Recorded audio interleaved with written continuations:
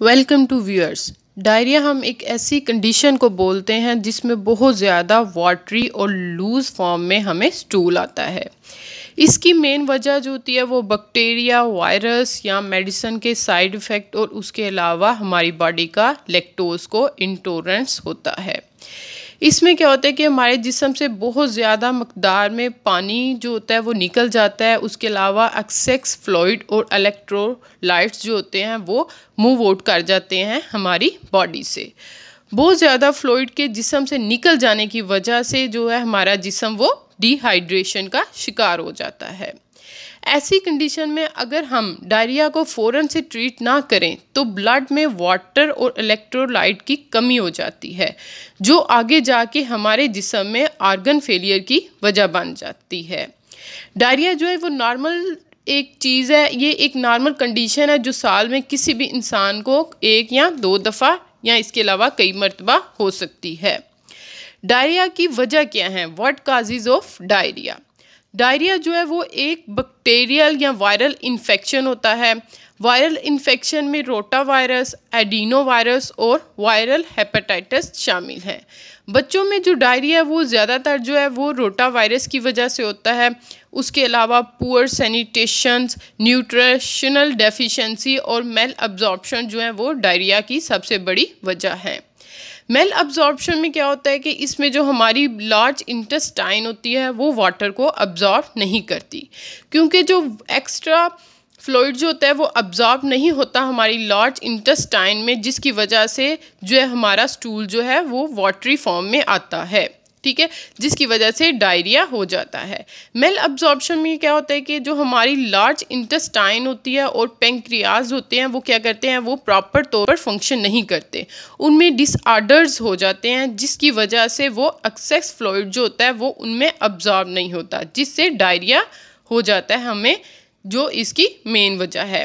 Diarrhoea की symptoms क्या हैं जी? डायरिया की जो जनरल सिम्टम्स हैं उसमें वाटरी लूज स्टूल्स है, अब्डोमिनल पेन और उसके अलावा हमारी बॉडी में क्रैम्प्स पड़ते हैं, बॉडी बहुत ज़्यादा वीक हो जाती है, हमें बहुत ज़्यादा वीकनेस फील होती है, फीवर्स होता है। डायरिया की कंडीशन में हमारा जो वेट है वो बहुत तेज़ी से लॉस होता है, कम होता है, नौजिया होता है। उसके अलावा feeling of bowel at frequent time, यानी कि हमें दिन में 3 से 4 दफ़ा जो है वो लूज मोशन होते हैं। टाइप्स क्या हैं जी? इसकी जो मेजर टाइप्स हैं उसमें सबसे पहले आ जाता है एक्यूट डायरिया। ये सबसे ज़्यादा कॉमन होता है और इसमें 3 से 4 दफ़ा जो है वो स्टूल जो होता है वो एक दिन में आता है, और ये जो है वो 2 से 3 दिन तक रहता है। इसमें कोई भी ट्रीटमेंट की ज़रूरत नहीं होती, हमें कोई भी मेडिकल ट्रीटमेंट या मेडिसिन खाने की ज़रूरत नहीं होती, ये खुद ब खुद ठीक हो जाता है। सेकंड जो है वो परसिस्टेंस डायरिया है।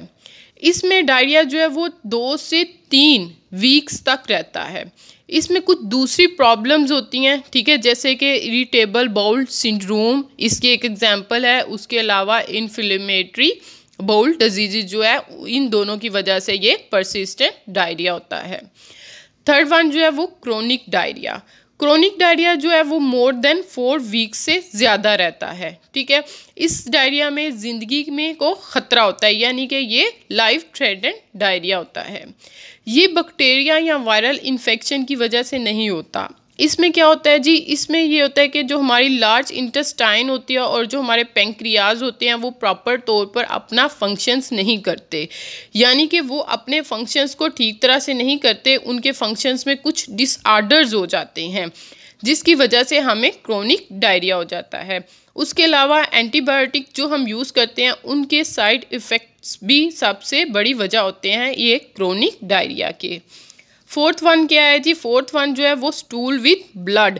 इसमें क्या होता है कि हमारा जो स्टूल होता है उसके साथ ब्लड आना भी शुरू हो जाता है।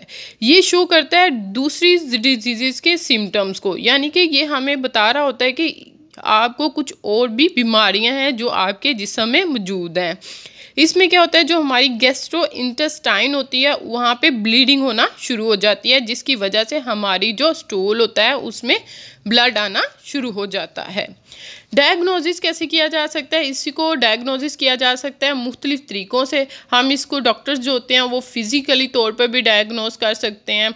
उसके अलावा इसके टेस्ट किए जाते हैं, स्टूल टेस्ट होता है। इसमें क्या किया जाता है जी, स्टूल का सैंपल लिया जाता है और बैक्टीरिया और वायरस का पता लगाया जा सकता है जिसकी वजह से डायरिया हुआ है।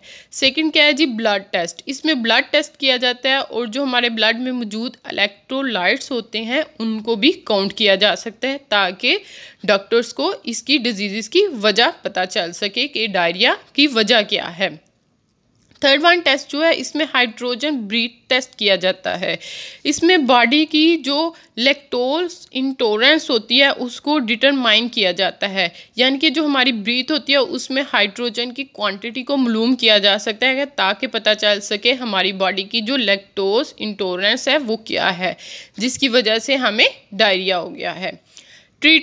ट्रीटमेंट में सबसे पहले क्या होता है जी, डॉक्टर कहते हैं कि आप सेफ़ ड्रिंकिंग वाटर पिएं, यानी कि साफ़ पानी का इस्तेमाल करें, प्रॉपर सैनिटेशन करें, फूड हाइजेनिक लें, पर्सनल भी हाइजेनिक करें। रोटा वायरस वैक्सीनेशन का जो है वो इस्तेमाल करवाया जाता है, यानी कि उन्हें वैक्सीनेट किया जाता है। उसके अलावा बच्चे जो होते हैं उनको कंटिन्यू 6 मंथ ब्रेस्ट फीडिंग के लिए कहा जाता है मदर्स को कि उन्हें ब्रेस्ट फीडिंग करवाएं 6 मंथ के लिए। उसके अलावा जो डॉक्टर्स होते हैं वो पेशेंट्स को एंटीबायोटिक देते हैं और ORS का इस्तेमाल करवाते हैं डिहाइड्रेशन की ट्रीटमेंट के लिए। ये था जी आज का मेरा टॉपिक। उम्मीद है कि मेरी वीडियो आपको पसंद आई होगी।